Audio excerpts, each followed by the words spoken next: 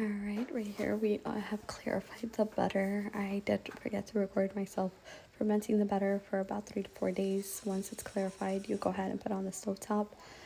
When you are fermenting it, you are letting it sit for about 3 to 4 days. It can go up to 7 days based on the heat of your home. Once that happens, you go ahead and you let it melt. Once it melts, you put it in the fridge, and that's what you see me doing right here. I put it in clean water, wash all that white.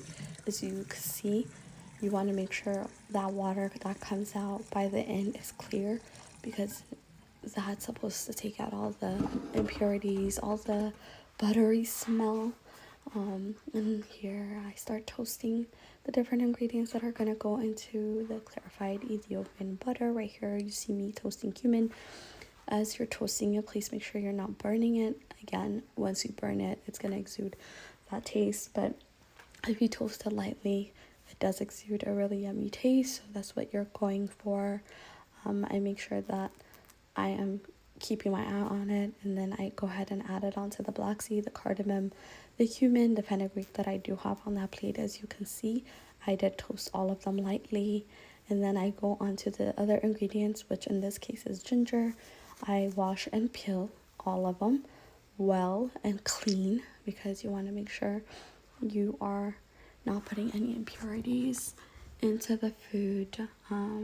But if you feel that you can wash it well enough that there is no impurities, please be my guest, and you are more than welcome to do it as you please. Of course, with these types of food, it is really up to your own standards of what you want to put in there. But as an American Ethiopian, or Ethiopian American woman who grew up in America for the past almost 30 years, crazy enough,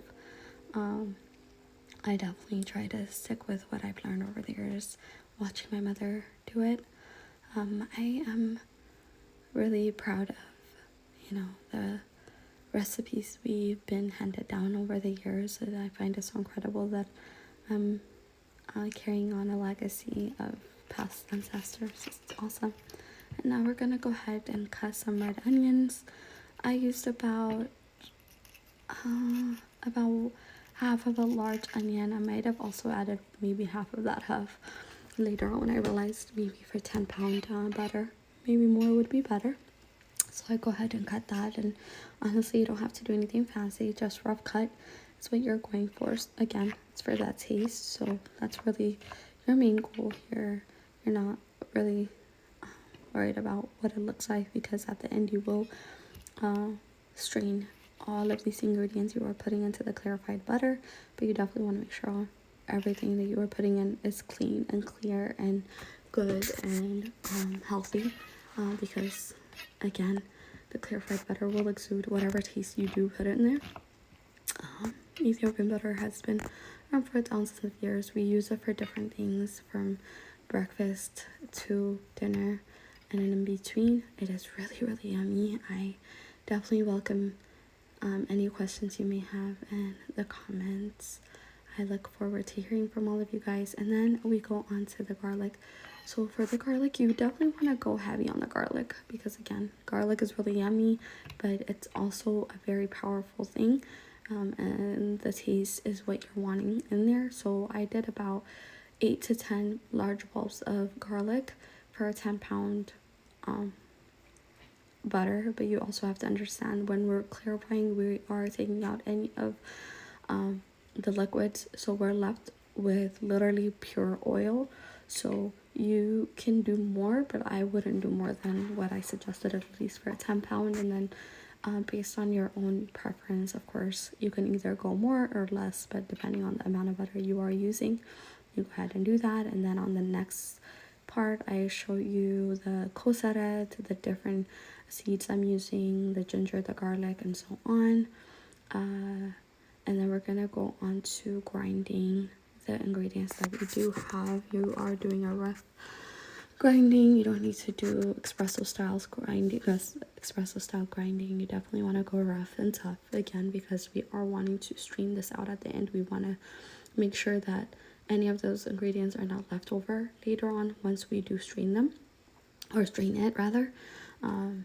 Yeah, so I do about 3 to 4, and then I go ahead and grab a bowl and I put whatever I'm grinding. So as you can tell, they're really mixed, and I did do that because once I did toast it, I put it in a Ziploc. I did let it sit for a couple of days just because I didn't have the time. But honestly, if your schedule is flexible and you're able to do it the same day, suggest you do it other than the fermentation and then the waiting of putting the clarified butter and the beginning stages in the fridge.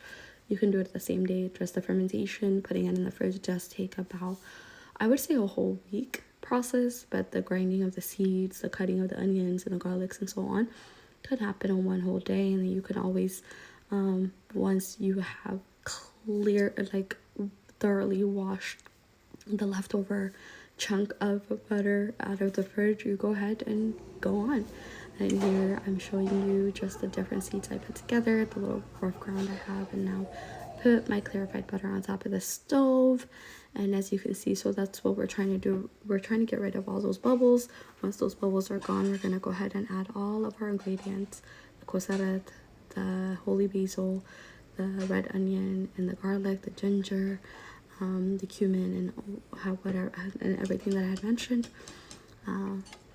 And we're just gonna slowly let it clarify. Watch out that you do not burn it, because if you do burn it, I wouldn't suggest that for you. So as you can tell, it is beautifully coming out. Very yellow, very yummy. That's what you're going for. Yeah, I hope you enjoy it. Thanks for watching.